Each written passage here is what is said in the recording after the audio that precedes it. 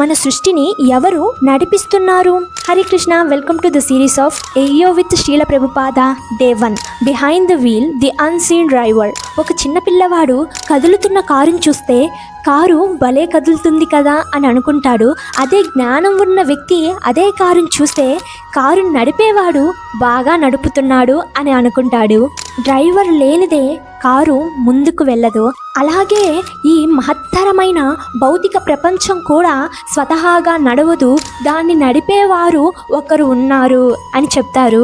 అజ్ఞాని అయిన వ్యక్తి ఈ ప్రపంచం యాదృచ్ఛికంగా సృష్టించబడింది, దానికై అదే నడుస్తుంది అని అనుకుంటారు.